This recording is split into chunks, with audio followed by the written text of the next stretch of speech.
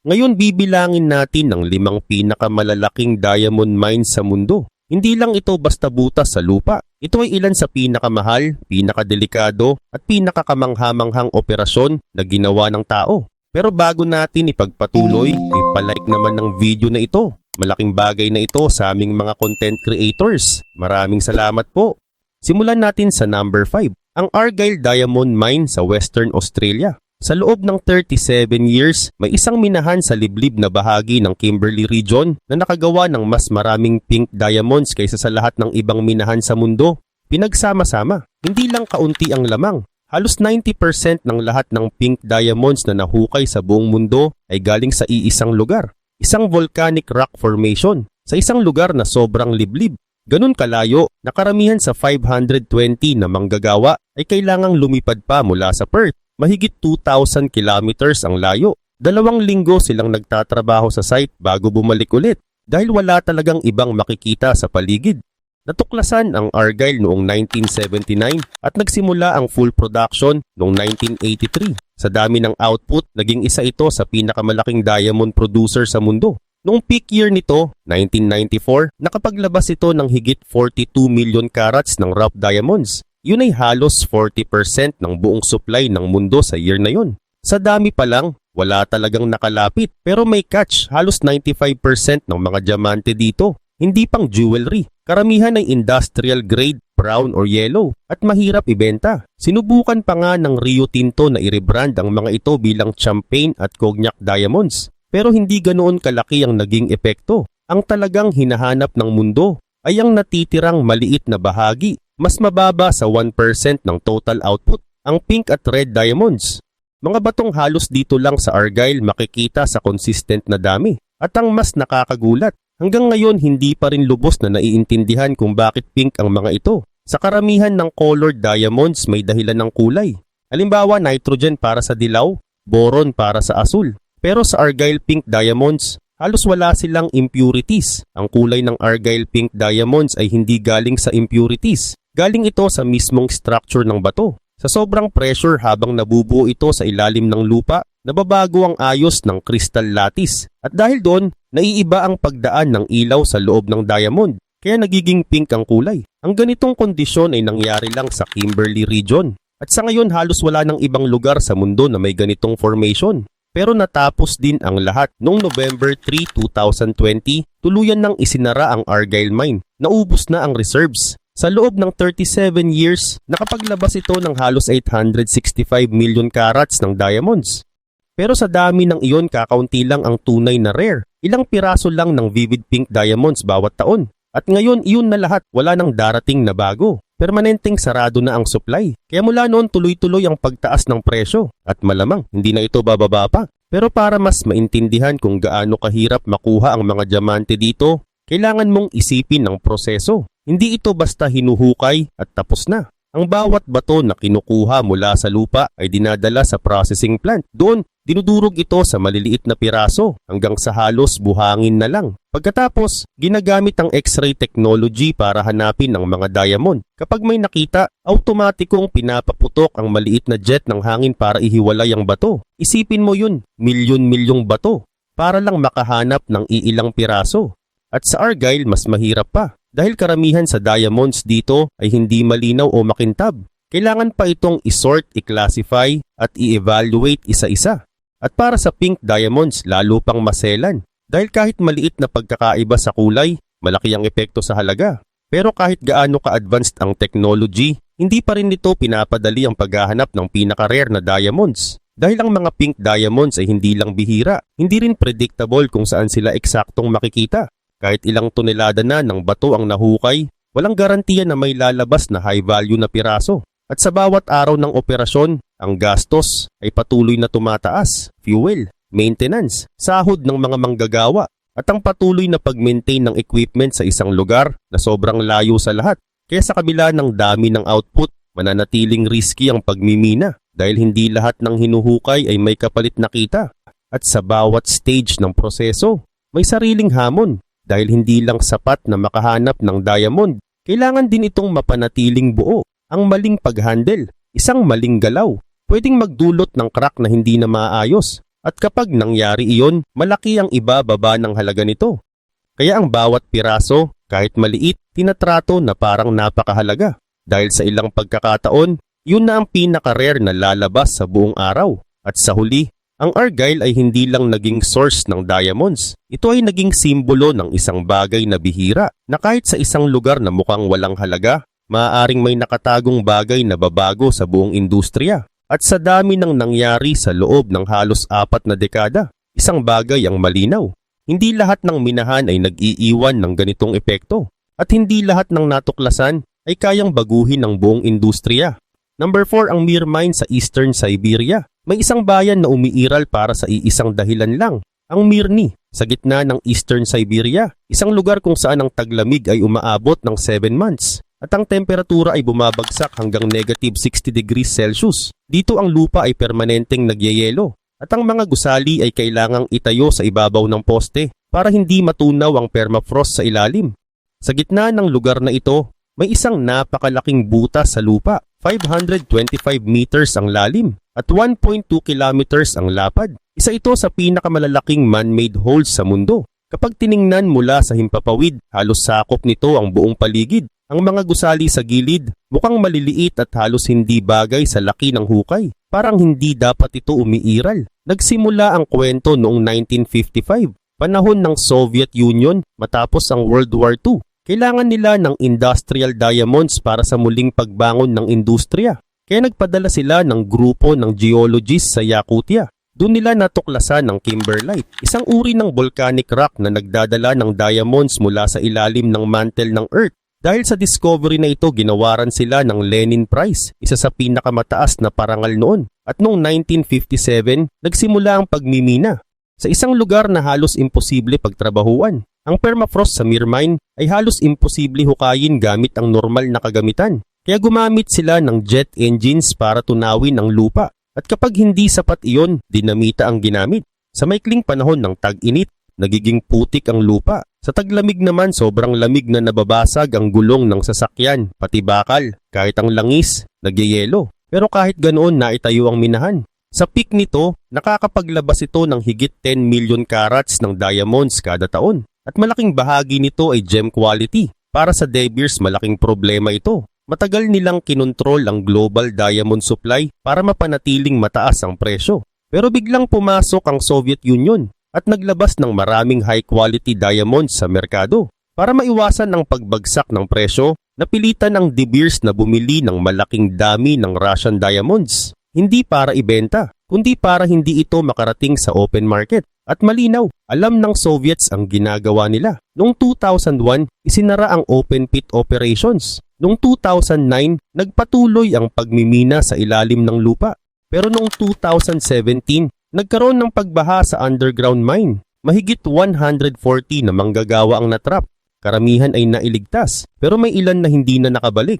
Mula noon, hindi na bumalik sa full production ang minahan. At ang higanteng hukay, nananatiling tahimik at malinaw na makikita mula sa itaas. Isipin mo ang pakiramdam na nagtatrabaho sa ganitong lugar. Sa taglamig, halos walang araw. At ang lamig, kayang pumatay sa loob lang ng ilang minuto kung hindi ka handa. Ang bawat galaw ay kailangang planado. Ang bawat makina ay kailangang gumana. Dahil kapag tumigil, maaring hindi na ito umandar ulit. At sa ganitong kondisyon, ang simpleng pagkakamali pwedeng maging malubhang aksidente. Pero sa kabila nito, tuloy pa rin ang operasyon.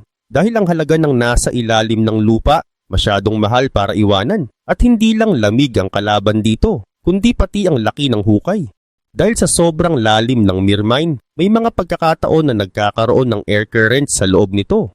At ayon sa ilang ulat, delikado para sa mga helicopter na lumipad sa ibabaw nito. Dahil maaaring hilahin pababa ng hangin ng aircraft. Kaya sa paglipas ng panahon may mga safety restriction na inilagay para maiwasan ang aksidente. Ibig sabihin, hindi lang lupa ang hinuhukay dito, pati ang mismong limitasyon ng engineering at safety. At habang tumatagal ang operasyon, mas nagiging malinaw ang limitasyon ng lugar dahil hindi lahat ng problema ay kayang solusyonan ng teknolohiya. May mga pagkakataon na ang kalikasan ang may huling desisyon kung kailan pwedeng magtrabaho, kung kailan kailangang tumigil. At sa ganitong lugar, ang respeto sa environment ay hindi choice kundi requirement para mabuhay.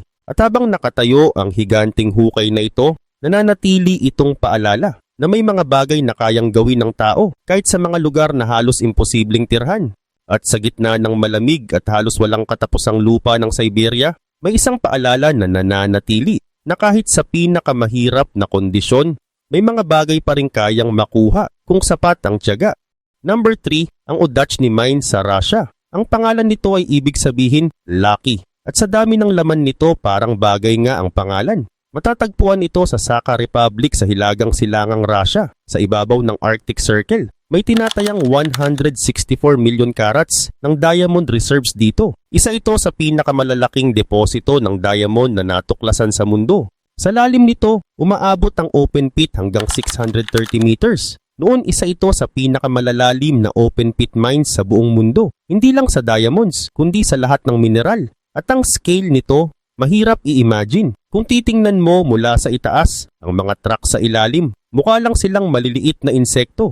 Isa itong bahagi ng mas mahabang exploration para maghanap ng kimberlite pipes. At sa wakas may natuklasan, hindi lang isa, kundi dalawa. Sa loob ng ilang linggo, nakumpirma ang pangalawang pipe at kalaunan pinagsama ang dalawang ito para mabuo ang isa sa pinakamalalaking diamond mines sa mundo batay sa lawak ng ibabaw. Kung iisipin mo ang scale ng minahan na ito, hindi sapat ang normal na comparison. Ang isang truck dito ay kasing laki ng bahay at ang gulong nito mas mataas pa sa isang tao at ang mga ito ay paikot-ikot sa ilalim ng napakalalim na hukay na parang maliit na mundo sa loob ng lupa. Sa bawat ikot nila, daan-daang tonelada ng bato ang dinadala pataas at sa bawat tonelada na yon posibleng may nakatagong diamond.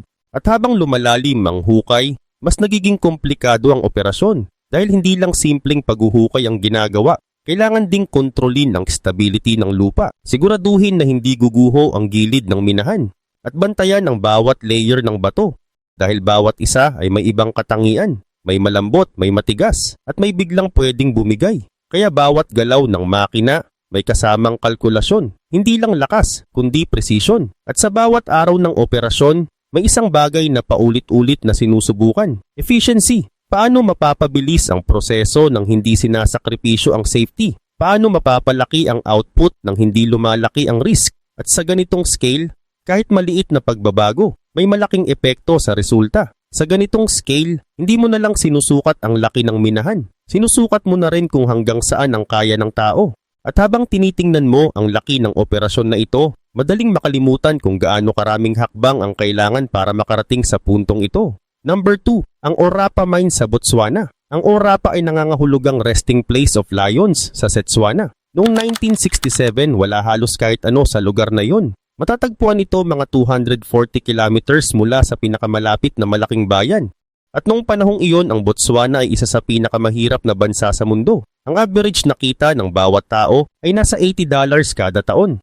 Walang kalsada, walang workforce, walang power grid. Sa mata ng mga dating namuno rito, wala itong halaga. Pero makalipas lang ang isang taon, napatunayan na mali iyon. Noong 1971, nagsimula ang operasyon ng minahan. Ang kimberlite pipe nito ay may lawak na higit 1 square kilometer, isa sa pinakamalaki na natuklasan. Open pit ito at tuloy-tuloy ang operasyon, 7 days a week. Nakakapaglabas ito ng halos 11 hanggang 12 million carats ng diamonds bawat taon. At habang tumatagal, mas lumalalim pa ang hukay. Nalampas na sa 300 meters. Hindi lang Orapa ang pinoproseso dito. Ang processing plant ay tumatanggap din ng ore mula sa iba pang minahan sa rehiyon.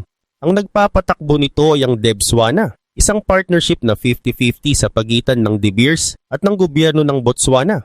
At hindi aksidente ang setup na ito.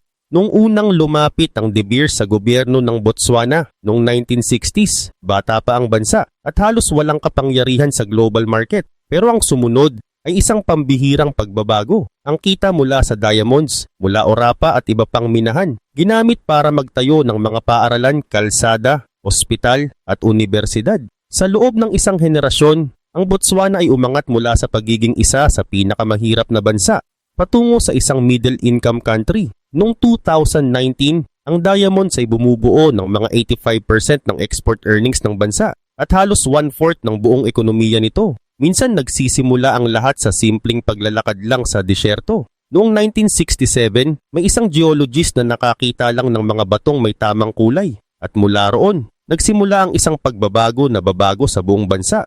Pero ang mas kahanga-hanga sa Orapa ay hindi lang ang laki ng minahan, kundi ang epekto nito sa buong bansa. Dahil sa kita mula sa diamonds, nagkaroon ng access sa edukasyon ng mas maraming tao, nagkaroon ng mas maayos na healthcare, at mas maraming oportunidad para sa susunod na henerasyon.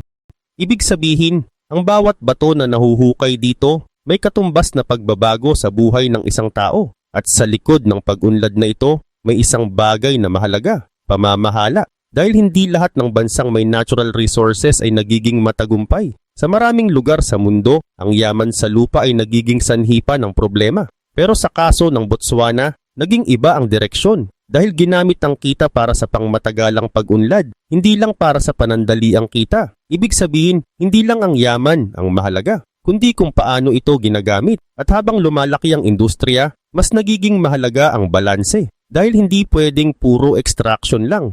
Kailangan ding isipin ng sustainability, ang epekto sa kalikasan, at ang kinabukasan ng lugar kapag natapos na ang pagmimina. Dahil ang tunay na sukatan ng tagumpay, hindi lang kung gaano karami ang nakuha, kundi kung ano ang naiwan pagkatapos. At sa bawat pag-unlad na dala nito, makikita mo na ang yaman ay hindi lang nasusukat sa laki ng nakuha, kundi sa epekto nito sa buhay ng mga tao. At dito mo makikita ang isang mahalagang koneksyon na ang yaman sa lupa kapag ginamit ng tama ay kayang magbago ng direksyon ng isang bansa. Number 1, ang Jwaneng Diamond Mine sa Botswana. Manatili muna tayo sa Botswana. Kalimutan muna ang pinakamalaki. Kalimutan ang pinakamalalim o pinakamatagal. May isang minahan sa mundo na mas kumita kaysa sa kahit anong diamond mine sa kasaysayan.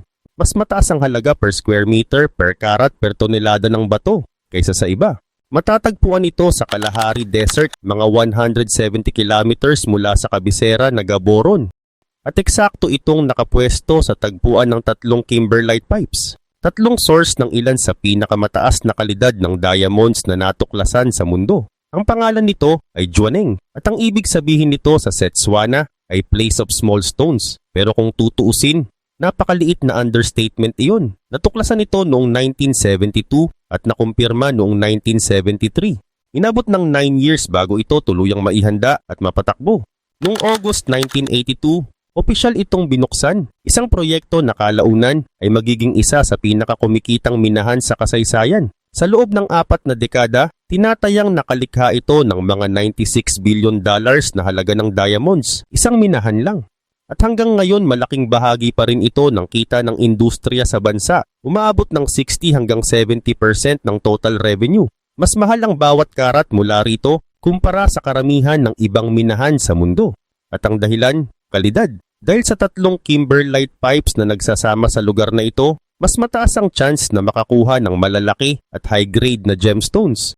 Pero kahit ganoon, hindi pa rin madali. Sa bawat 250 tonelada ng bato na hinuhukay, 1 karat lang ng gem quality diamond ang karaniwang makukuha. At ang mga truck na ginagamit para dito, sobrang laki na ang halaga ng isa ay mas mahal pa kaysa sa maraming bahay. Kung titingnan mo ang operasyon dito, parang isang maliit na lungsod ang gumagalaw araw-araw.